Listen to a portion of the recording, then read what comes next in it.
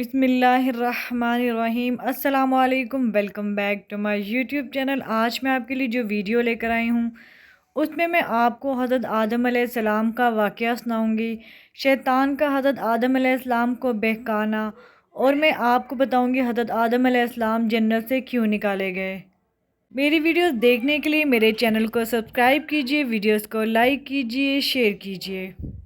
قرآن کریم میں حضرت آدم علیہ السلام اور ابلیس کا واقعہ بیان ہوا ہے۔ اس واقعے کی جو تفصیلات قرآن پاک کی مختلف صورتوں میں بیان ہوئی ہے، ان کے مطابق اللہ تعالیٰ نے حضرت آدم علیہ السلام کو زمین پر خلیفہ بنایا، پھر فرشتوں کو حکم دیا کہ وہ حضرت آدم علیہ السلام کو سجدہ کریں۔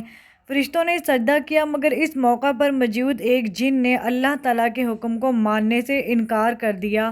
یہ ابلیس تھا، جو کہ بعد میں شیطان کے نام سے مشہور ہوا۔ جب اللہ تعالیٰ نے شیطان سے پوچھا کہ کس چیز نے تجھے میرا حکم ماننے سے روکا، تو اس نے ایک خوبصورت عذر پیش کر دیا، وہ یہ کہ اللہ تعالیٰ نے خود اسے ایک برتر حیثیت میں پیدا کیا ہے، یعنی اس کی پیدائش آگ سے ہوئی، جبکہ جس ہستی کے سامنے اسے سجدہ کرنے کا حکم دیا گیا ہے، اس کی پیدائش ایک کم تر مادے یعنی مٹی سے کی گئی ہے۔ چنانچہ ایک طرف تو اسے برتر بنایا گیا اور دوسری طرف اسے ایک کم تر مخلوق کے سامنے جھکنے کا حکم دیا جا رہا ہے۔ اسی لیے خرابی اس کے انکار میں نہیں بلکہ اس حکم میں ہے جس میں بظاہر ایک غلط مطالبہ کیا گیا۔ یہ شیطان کا مقدمہ تھا، جو کہ دراصل بہت مضبوط اور مدلل نظر آ رہا تھا، مگر وہ کسی اور کے سامنے نہیں بلکہ اللہ تعالیٰ کے سامنے موجود تھا، جو دلوں کے بھید تک جانتا ہے۔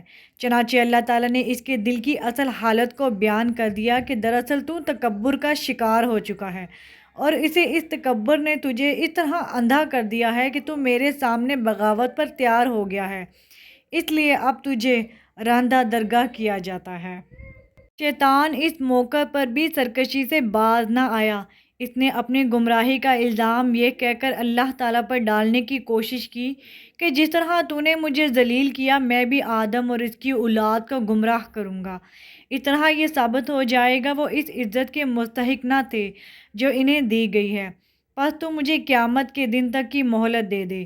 اللہ تعالیٰ شیطان سے سخت ناراض تھے، اس لیے اللہ تعالیٰ نے اسے مہلت دے دی تاکہ اس کی بدی اس طرح واضح ہو جائے کہ خدا کی رحمت جیسی بلند صفت بھی اس کے کام نہ آ سکی۔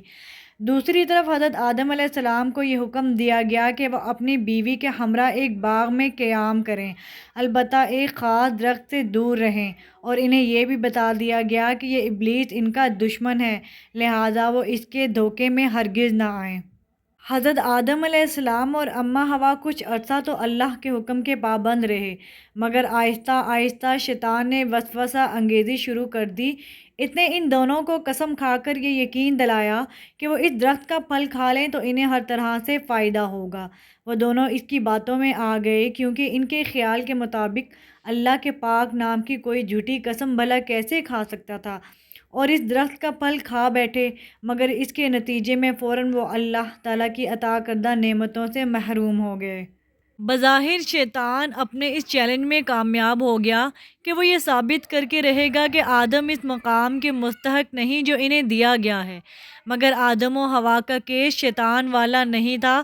انہوں نے اس کا پہلا ثبوت یہ دیا کہ جیسے ہی انہیں احساس ہوا کہ وہ اللہ تعالیٰ کے حکم پر قائم نہیں رہ سکے، دونوں رب کی بارگاہ میں معافی کے خواستگار ہو گئے۔ اللہ تعالیٰ نے پوچھا کہ کیا میں نے تمہیں منع نہیں کیا تھا؟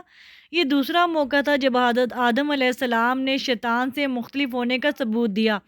انہوں نے شیطان کی طرح اپنے عمل کی کوئی تعویل کرنے کی کوشش نہیں کی، حالانکہ وہ دونوں یہ کہہ سکتے تھے کہ ہمیں شیطان نے دھوکہ دیا ہے، مگر انہوں نے کوئی عذر پیش نہیں کیا اور یک طرفہ طور پر ساری غلطی قبول کر لی۔ چنانچہ اللہ تعالیٰ نے انہیں معاف کر دیا۔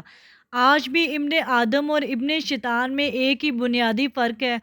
آدم کے بیٹے اعتراف کی نفسیات میں جیتے ہیں، جبکہ شیطان کے پیروکار عذر کی نفسیات میں۔ پہلوؤں سے جب کوئی غلطی ہوتی ہے تو وہ کسی توجہ دلانے سے قبل ہی غلطی مان لیتے ہیں، دوسرے سے جب کوئی غلطی ہوتی ہے تو وہ فوراً کوئی تعویل سوچتے ہیں۔ پہلوؤں سے کوئی بھول ہوتی ہے تو اپنے اس عذر کو بھی استعمال کرنے میں جھجکتے ہیں جو وہ بجا طور پر پیش کر سکتے ہیں۔ دوسرے اپنے اپنے جرم کا الزام دوسرے پر ڈال کر مطمئن ہو جاتے ہیں۔ ان دو گروہوں کا رویہ اگر اپنے اپنے پیش رو جیسا ہے تو ان کے ساتھ اللہ تعالیٰ کا رویہ بھی وہی ہے۔ ابن آدم کی ہر بھول اور ہر غلطی اس کے اعتراف اور توبہ پر معاف کر دی جاتی ہے، جبکہ شیطان کا رویہ اختیار کرنے والے انسانوں سے اللہ تعالیٰ بھی ناراض ہو جاتے ہیں۔ اللہ تعالیٰ نے جب حضرت آدم علیہ السلام کو اس درخت کا پھل کھانے سے منع فرمایا تھا تو شیطان نے انہیں پھسلا بہکا کر اس درخت کا پھل کھانے پر اکسایا۔ وہ پھل کھاتے ہی حضرت آدم و حوا کے سطر کھل گئے، جس سے اللہ تعالیٰ ان سے ناراض ہو گئے اور انہیں جنت سے نکال دیا۔ حضرت آدم علیہ السلام جب جنت سے نکالے گئے تو حضرت آدم علیہ السلام نے اپنے رب سے چند کلمات سیکھ کر توبہ کی تو اللہ تعالیٰ نے ان کی توبہ قبول کر لی۔ بلا شبہ وہ بندوں کی توبہ قبول کرنے والا نہایت رحم کرنے والا ہے۔ ترجمہ: ہم نے کہا تم سب کے سب یہاں سے نکل جاؤ، پھر جو میری طرف سے تمہارے پاس ہدایت آئے اور جس نے میری ہدایت کی پیروی کی تو ایسے لوگوں کو نہ کچھ خوف ہوگا اور نہ وہ غمگین ہوں گے۔ یہ تھا حضرت آدم علیہ السلام اور حوا کا واقعہ جو کہ میں نے آپ سے شیئر کیا ہے۔ اگر آپ کو بھی لگتا ہے کہ آپ کسی غلط راستے پہ ہیں تو فوراً اللہ تعالیٰ سے معافی مانگے۔ اللہ تعالیٰ آپ کی معافی سچے دل سے توبہ قبول فرمائے گا۔ اس دعا کے ساتھ کہ اللہ تعالیٰ ہمیں اسلام کے سیدھے راستے پر چلائے۔ آمین ثم آمین۔ اپنا خیال رکھیے گا۔ اللہ حافظ۔ اللہ نگہبان۔